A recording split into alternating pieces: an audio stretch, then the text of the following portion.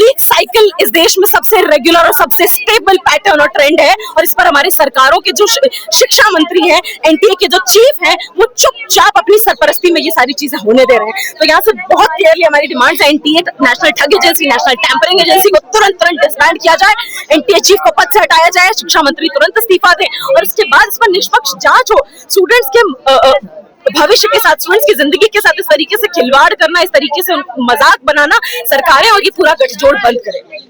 हम उसी देश में रह रहे हैं जहां पर हर दिन शिक्षा महंगी हो रही है, जहां हर दिन आप स्कूल की फीस छोड़िए, कोचिंग की फीस छोड़िए, इन एग्जामिनेशंस में जिनका पेपर लीक हो रहा है उसकी फीस जुगाड़ना बहुत मुश्किल बात है। आज सरकार और ये पूरा coaching mafia, paper leak mafia, education ministry जनता को ये बताने में लगे हुए हैं, अगर आपके पास जेब में पैसा है कि आप महंगा स्कूल, महंगी कोचिंग और उसके बाद पेपर खरीदना अफोर्ड कर सकते हैं, सिर्फ तभी आप सपना देखिए कि आप मेडिकल की पढ़ाई कर सकते हैं, डॉक्टर बन सकते हैं, इंजीनियर बन सकते हैं, वरना तो आप चुपचाप बैठिए, 12-12 घंटे आप काम करिए और अपने बच्चे को भी मजदूर बनाइए। और इस तरीके के एग्जामिनेशंस में किसी तरीके के फेयर इवैल्यूएशन की उम्मीद ही इस सरकार से और नेशनल ठग एजेंसी से करना गलत है। हर समय ये नेता और ये सारे मिनिस्टर्स और ये सारे अधिकारी बताते हैं स्टूडेंट्स को कि आप हौसला रखिए, अगली बार ऐसा नहीं होगा। अरे कब ऐसा नहीं होगा? पिछले 10 साल में 80 से ऊपर पेपर लीक हो चुके हैं। इससे ज्यादा प्रमाण क्या चाहिए, या इससे ज्यादा प्रूफ की किसको जरूरत है कि नेशनल ठग एजेंसी है, ये हमारी एजुकेशन मिनिस्ट्री किसी तरीके से कॉम्पिटेंट नहीं है स्टूडेंट्स को इवैल्यूएट कर पाने के लिए भी। जहां पर इस देश में दिशा दशा ये होनी चाहिए थी कि सीटें बढ़ती, मेडिकल कॉलेज बढ़ते, कॉलेजेस पे शिक्षा का बजट बढ़ता, एलोकेशन बढ़ता, स्टूडेंट्स के लिए सुविधाएं बनाई जाती, आसानी से शिक्षा परस्यू करने की, एम्प्लॉयमेंट हासिल करने की। वहां पर ये हालत है आज कि पेपर लीक से लेकर यानी कि 12वीं तक शिक्षा हासिल करना, ना को चने चबाने की प्रक्रिया, उसके बाद इस तरीके के एग्जामिनेशन का फॉर्म भरने के बाद फेयर एग्जामिनेशन और इवैल्यूएशन की एक्सपेक्टेशन रखना, ये भी ना को चने चबाने की प्रक्रिया, और उसके बाद पेपर लीक से डील करना। उसके बाद पैसा है आपके पास, लाखों लाख रुपया है, तब तो आप 150 ये क्वेश्चन बैंक खरीद लीजिए, तब आप सपना देखिए कि आप सोच सकते हैं। वरना आप इस देश में, इस देश की बहुसंख्यक जनता जो है उसको यही बताया जा रहा है कि तुम्हारे बच्चे तुम मजदूरी करते हो 12 घंटे, तुम्हारे बच्चे भी वही करेंगे, तुम शिक्षा की उम्मीद मत रखो। लेकिन क्या अमीरों के लिए किया जा रहा है? देखिए साफ सीधी बात है कि कोचिंग माफिया आज जनता के जेब में पैसा गायब हो रहा है, आपके बटुए की चौड़ाई दिन प्रतिदिन पतली होती जा रही है और केवल किसी का खाता मोटा हो रहा है। तो इस पूरे कोचिंग माफिया का अरबों का आप देख लीजिए आज बिजनेस मॉडल बना हुआ है हमारे देश में। वही लोग जो कहीं पे आपको चैरिटी करते दिख जाएंगे, ये वही लोग हैं जो पूरा करोड़ों का, अरबों खरबों का व्यापार चलाते हैं, कोचिंग का, पेपर लीक का, सेटिंग का।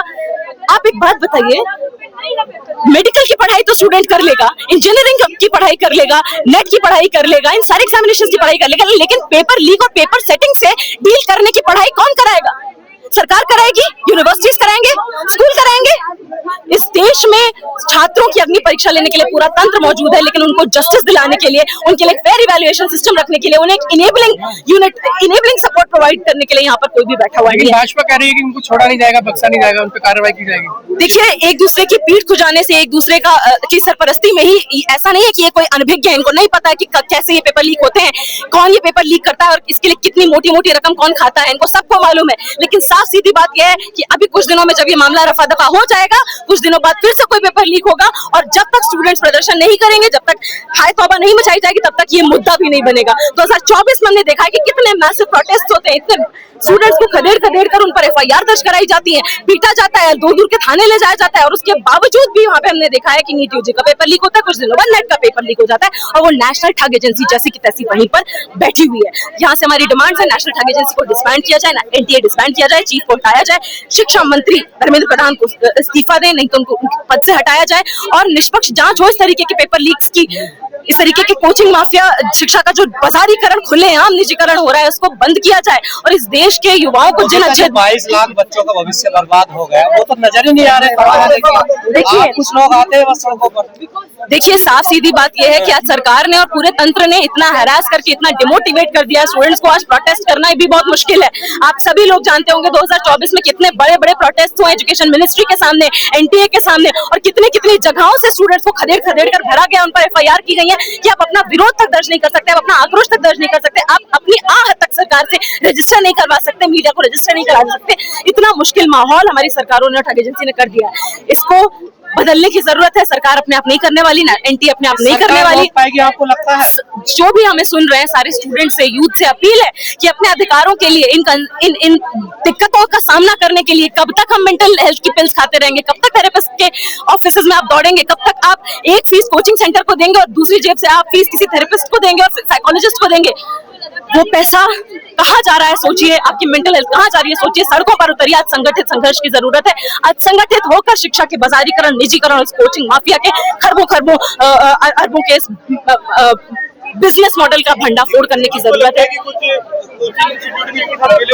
साफ सीधी बात यही है, जो कोचिंग सेंटर लाखों लाख रुपए स्टूडेंट से ऐड रहे हैं, ये कौन करा रहे हैं पेपर लीक? ये कोई प्रिंटिंग प्रेस से पेपर लीक नहीं हो रहा है। ये आज एक पेपर लीक हो, 10 साल में एक पेपर लीक हो, साल में 2 साल में एक पेपर लीक हो, तो समझ में आ सकता है कि इंसिडेंटल है। जहां 10 साल में 80 पेपर लीक हो चुके हैं, वहां ये पैटर्न बेस्ड प्रक्रिया है। इस देश में एग्जामिनेशन साइकिल्स रेगुलर नहीं है, एक ही साइकिल रेगुलर है, वो है paper leak cycle, paper leak pattern. इसको बदलने की जरूरत है। मामला सिर्फ पेपर लीक का नहीं है, मामला सिर्फ नेशनल ड्रग एजेंसी की इनकॉम्पिटेंस का नहीं है। मामला यहाँ पर है कि छात्र और युवा को संगठित होकर संघर्ष करने की जरूरत है।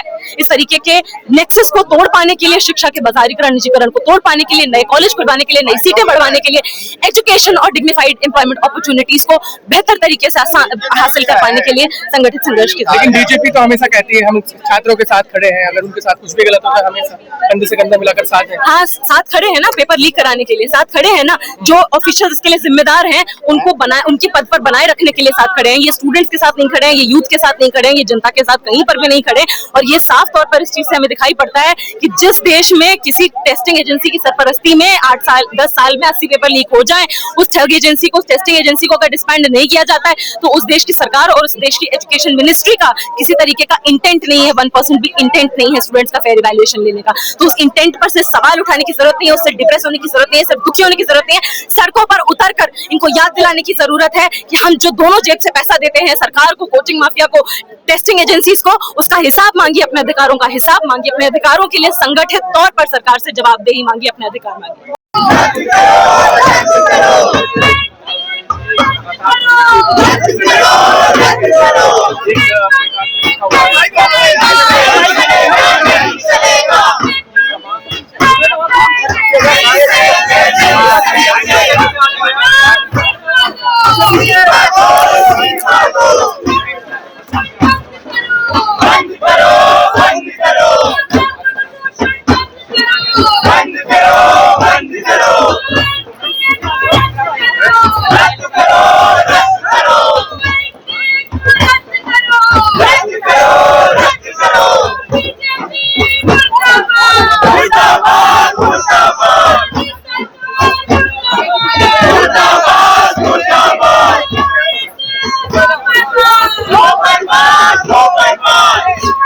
तुम इसके साथ रहो।